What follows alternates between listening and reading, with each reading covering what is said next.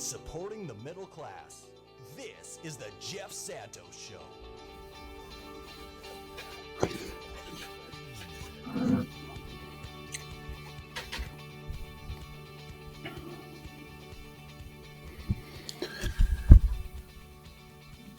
"33 minutes past the hour. It is the Jeff Santos Show that you are tuned into, coming to you live from the great Commonwealth of Massachusetts, just outside the great city of Boston.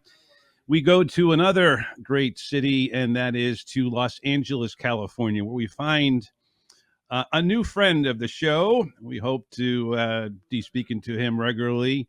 He is a fantastic political consultant, worked on Al Gore's presidential campaign in 2000, has worked with Gavin Newsom for mayor, has done a lot of work, including a good friend, Jerry Austin, who will be returning with us next Tuesday at 4:30 in a regular slot with Governor Celeste. And, it is pretty amazing that in the great state of Ohio, they've had two governors in like 40 years. It's insane. Celeste and, of course, Ted Strickland, who had been on this show for a little bit as well, 2006 to 2010. And it happened that way in California for a while, too. But he made Gray Davis the governor. He is Garry South, and he joins us on the phone from Los Angeles. Garry, great to have you on the program. Welcome, my friend. Well, thank you, Jeff. It's great to be on your show. Well, it is my pleasure, and as I've always said, and a good friend of Jerry Austin is a good friend of mine. So, welcome. We want to talk because we're going to be spending some time, in California on the air. We'll make those announcements next week. We'll be starting in Los Angeles, KCAA, outside of San Bernardino and southern part of Los Angeles, and a couple of other stations that we'll be able to name in the next couple of days. But we're spending a lot of time both in your neck of the woods and San Francisco Bay Area as well. And this Prop 50, which is critical, and just talk to our friends over at Social Security Works, they're focused on this issue in Washington now, but they're going to be focused like a laser beam on the election coming up on November 4th. Talk to me about the strategy that you're seeing on the ground in California. I know that there are a lot of labor unions and other groups that are involved in this fight. Give us a lowdown from what you're seeing, not only in Los Angeles, but statewide.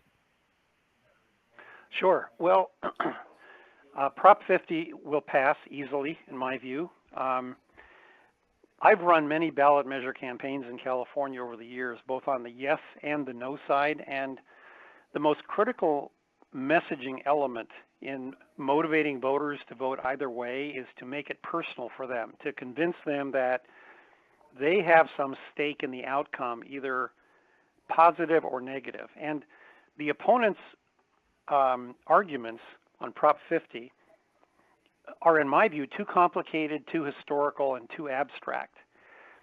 It is basically, you should vote to preserve something that the voters passed 15 years ago, which was Prop 20 in 2010, that few voters even remember, that even fewer have any understanding of how that redistricting process that was set up by that initiative works or care. There are 6 million voters in California today, Jeff, who weren't even voting in 2010. Right. So they have no stake whatsoever in preserving something they had no part in passing. In addition, this issue of redistricting is complicated because only a tiny percentage of voters, and I know this from polling that I've done in California for 30 years, only a tiny percentage of voters could tell you what their current congressional lines are or even what their district number is. Sure. Or I think that's the case nationally too, actually. It is totally, and because it has no impact on their daily life. Now, right, they may know who their member of Congress is, particularly if they're politically active and if they're a frequently voting Democrat, but they have no idea what the configuration of their congressional district is. And in contrast, the proponents' arguments are clear and direct. It's basically screw Trump. Oh, and Texas too. the, Yes. the state that Yes, Californians indeed. love to hate, the home of the reviled George W. Bush, who left California in the Yes. lurch and Yep. sided with his Texas energy buddies, including Enron, during the electricity crisis of 2000 and 2001. Right. And I mean, But you know very well. Trump Yeah. has, yes, exactly, because that happened during Governor Davis's term, as you know. Yes. Yes. And Tragically. Yes. when you make this all about Trump, here's what you have to understand, and you know all of this, but let me remind your listeners. Trump currently has exactly a 29% job approval rating in California. He lost the state all 3 times he ran for president by margins, by the way, of 30%, 30%, and 20%, starting in 2016. And I mean, training the yes messaging on him is like shooting fish in a barrel. Right. In addition, there's another demographic factor that you have to take into account. In California, in an odd year special election, the turnout is more, it's a smaller turnout, but the turnout is more blue. It is older, it is better educated, it is better informed, and it is more heavily Democratic. Now, one reason, Jeff, we know that is that in the last odd year election that we had in 2021, which was a standalone election, only one thing on the ballot, Gavin Newsom beat the recall attempt against him 62-38. I don't think that Prop 50 will pass by that margin, but it's going to be, I think, about 55-45, probably at the worst. So there was never a question, which one of these two pitches would succeed in California. And Newsom, I think, has done a brilliant job of posing and messaging Prop 50 from the very beginning. And the fact, by the way, if you've looked at the money figures, the yes side is outraising the no side about 70-30.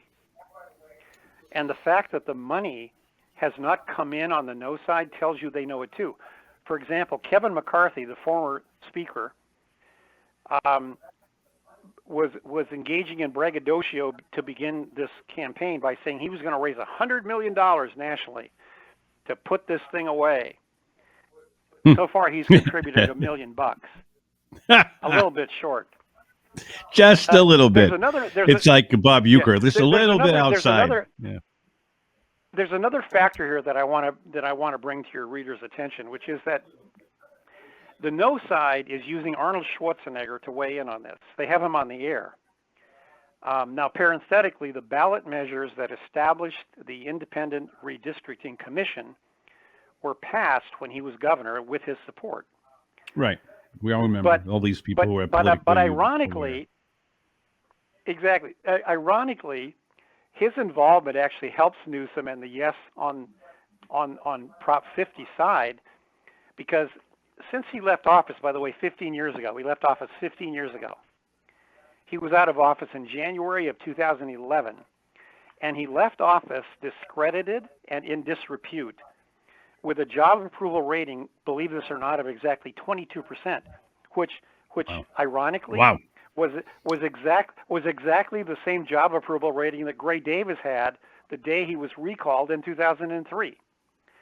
And so he's trying to make as this the world about turns, protecting his complete legacy. Circle. Yeah, exactly. So, Schwarzenegger, and I've seen him give several interviews as well as the ads that he's done.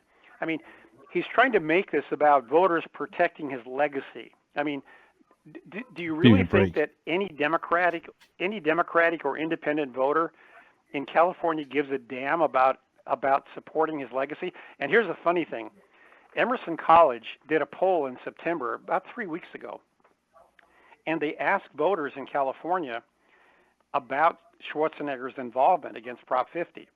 And they were asked a very specific question about whether his opposition would make them more or less likely to support the proposition.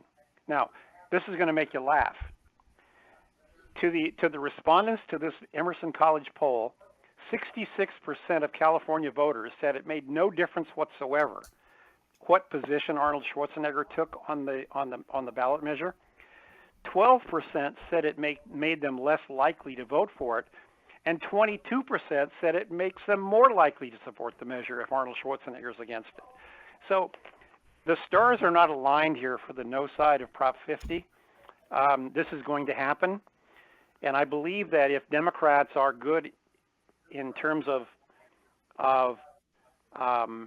making sure the right candidates run in these 5 Republican-held seats that are targeted under this redistricting measure, I think in a midterm election with Donald Trump in the White House, Democrats have a chance to flip all 5 of these seats. And yeah. Well, I mean, I think last... the people are counting on that too, right, Gary? We're talking Garry South, California political consultant, again, a veteran of the Gray Davis campaign, which you heard him talk about, Al Gore, and many others on a national level. Gary, one thing that I wanted to make clear, because we're telling people is we want to be involved in the fight. We want to get every Democrat, moderate, progressive out there to vote yes on Prop 50. But there is, whether or not Schwarzenegger considers this a victory. From what I understand, this is a 4-year deal. We're going to have this in 26 and again in 28.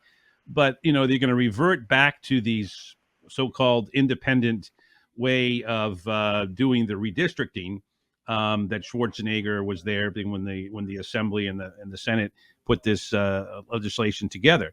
So in a lot of ways, unlike Texas, which is, still in caveman days, they're going back to what was produced back in 2002.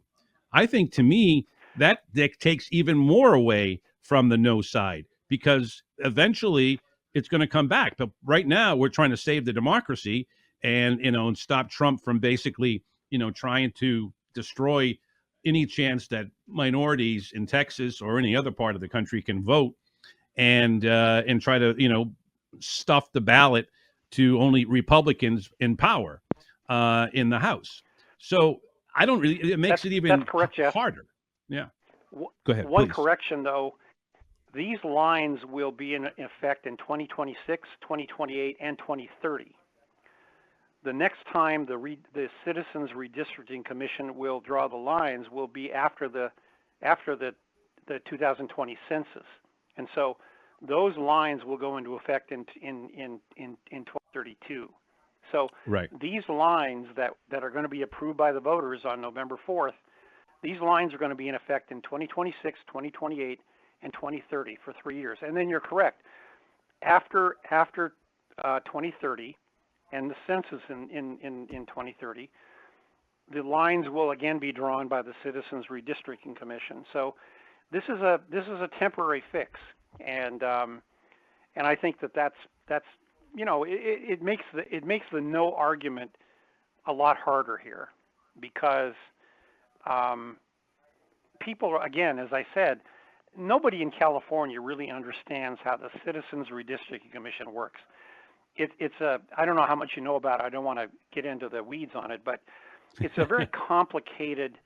The way this was set up by the 2 ballot measures in 2008 and 2010, it's a very complicated process about how this commission is put together, and how it is appointed and how it functions. And the average voter has no clue about it whatsoever. The average voter in California has no way of knowing, and really no interest in how the lines are drawn. It just doesn't affect their daily life. Right, exactly. So if you don't have the Dunkin' Donuts coffee thing, which I've been talking about, where I went to a grocery store a month ago, $7.99 for a pound of coffee, and then a month later, it was not even a month later, 2 weeks later, it was $14.99. That's the Trump coffee economy, and that's what people are concerned about, whether you're in L.A. or San Francisco or wherever. Yep, that is correct. That's correct.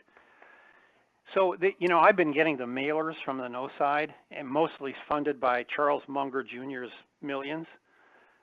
And having done a lot of mailers in my life over my 40-year political career, they're just too complicated. I mean, it looks more like they read more. I mean, they have some graphics, some kind of arresting graphics, but they just read like kind of a legal brief. And again, if you have to start on a ballot measure, whether it's the no or the yes side, as I indicated, if you have to start getting into 4 and 5 different reasons why people should vote for a ballot measure or vote against the ballot measure, that's too many.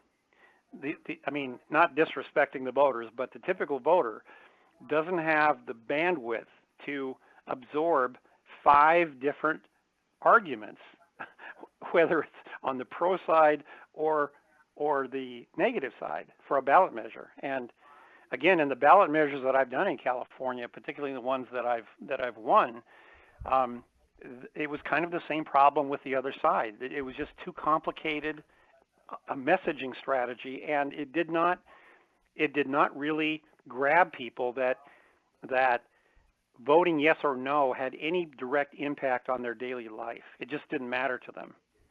And Sure. so Let me just interrupt 1 second, Gary, if I could.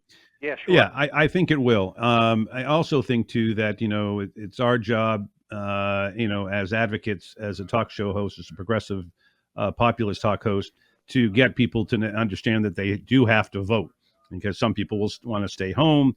And that's, of course, is a disaster, not only for the state, but I want to ask you this, too. It's for the country. I keep telling people, who are not in California, and we have a lot of listeners who live in the state, and hopefully a lot more as we embark on this next Monday, is that this is to help the 49 other states because of what Texas has done in Missouri and Indiana and so forth. And I'm wondering how many, yeah, and I'm wondering how many people who are associated not only with the effort and Newsom and so forth, are connecting this. Again, we talked with our friends at Social Security Works. They're very much involved. I know they got John Bauman, who, from Seann fame and so forth, is involved, and he has his headquarters also in Los Angeles, I believe, or somewhere in Greater LA. And so there are people trying to nationalize this, because I think it's a national issue. I mean, if you're in Hawaii or if you're in Massachusetts or Florida, this is important to you because it's going to be who controls the U.S. House next November. And that could mean hopefully the end of Trump if he's impeached, and we can win the House too, Senate too. That's important. And just to be able to have some kind of defense against Trump and company. Your thoughts on that and how this is, yes, California, but California, being the biggest state, is actually playing the role to protect the rest of the country in this fashion, in this ballot initiative. Your thoughts there? Well, Jeff, that's really part of the messaging, and it's been really, I think, conveyed loud and clear that this is not just some local thing that affects California. This is a national move that is designed to counter Trump. And one of the interesting things that occurred polling-wise that gave me the hope that this thing really was not going to be stopped is that back in September, Common Cause did a national poll in California, Florida, Illinois, New York, and Texas, not talking specifically about Prop 50, but talking about the principle that states should respond in kind if another state changes its boundaries to give a political party an advantage mid-decade. And interestingly enough, in California, 54% of California voters said yes, a state should respond in kind if another state changes its boundaries to give a political party an advantage. Only 31% said no. And interestingly enough, that was without even talking about Prop 50. That was just the general principle involved that there has to be some kind of response if one state unfairly does a mid-decade redistricting of the redrawing of the lines to give one party the advantage. Just the general principle that a state that has the ability to respond in kind should do so. And California was 54 to 31 yes. So that's kind of actually been the polling margin in most of the polls that have been done. It's been 54-34. It's been 54-42. So the general principle underlying this whole move to redraw the lines mid-decade in response to Texas was supported by California voters overwhelmingly, even before Prop 50 had its number. Well, it's fascinating as we look at this, and I want to also, if we can, in our remaining minutes here, we'll talk with Garry South again, a great California political consultant, come to us courtesy of our good friend Jerry Austin. They both do a lot of work with Governor Celeste, who is a hero in the great state of Ohio, and I think a lot of people in Ohio right now, with turmoil in that state, would love to have him as their governor. But he, of course, has worked in national campaigns, most notably Al Gore's 2000 race, which should have become president. We all know he won the popular vote, and he should have won the Electoral College if it wasn't for the shenanigans of Jeb Bush and company down there in FLA. Talk to me about Gavin Newsom. You've worked with him in the past. He is not perfect. No one is. But to me, he is the right guy at the right time on a national level. And I think, obviously in California, he's popular. To me, his fighting style is exactly what the Democrats need. It's this idea of you're coming off of Joe Biden, who really was never put in a position. I kept on my show, kept talking about, you got to put him out in prime time. You got to put him out in prime time. Well, it's obviously they couldn't put him in prime time because he wasn't able to do it. That being said, there's been this vacuum that, you don't have a tough fighting Democrat. And Gavin Newsom has become that. Now, I think he's the leading candidate for the nomination in 2028. That being said, a lot of things can happen in 3 years, as we all know. But I feel that is really what the Democrats need. You're seeing a little bit of it. You've seen it on one side with Bernie Sanders and AOC, with all their tours in the beginning of the year. Yeah, you're seeing it now in different people. Pritzker has picked up a little bit. But from your perspective in LA, Newsom seems to have picked up this mantle, to quote Tom Petty, we're not backing down. And I think that is exactly what the party needs, what the democracy needs to go up against Trump. Your thoughts there? I totally agree with you. And I will tell you that I think Newsom has, Democrats nationally and also in California clearly were starving for a Democrat to step up to the plate and give Trump a taste of his own medicine.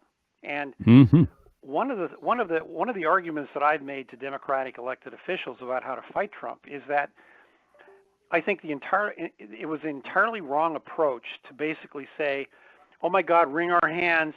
He's a threat to Western democracy, to the whole of Western civilization, because to a narcissist like Trump, that just makes him feel more powerful. It's like, oh my God, I'm a threat to Western democracy. I'm a very powerful person.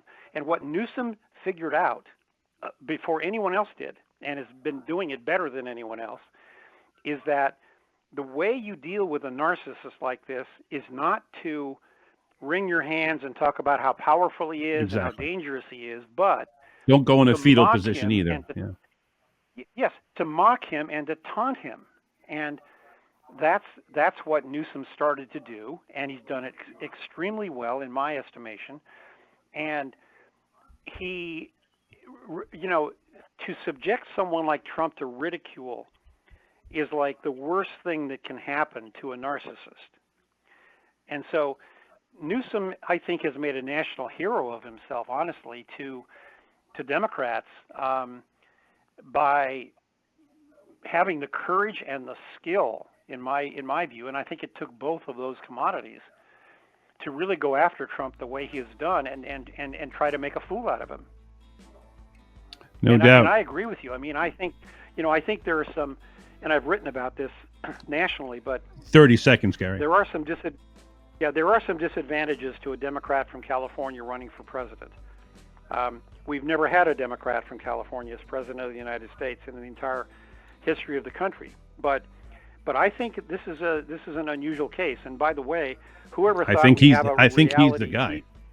Well, whoever thought we'd have a reality TV show host as president, or a pope from Chicago, right? There you go. It was a White Sox fan. There you go. Hey, great to talk to you, Garry. We've learned a lot, and we appreciate it. We look forward to doing a lot. Thank you, man. Appreciate you. Absolutely. We'll be right back. Thank you. It's Have a great day. Thank you as well. That was Garry South. I'm Jeff Santos, back with Alan Minsky after this timeout.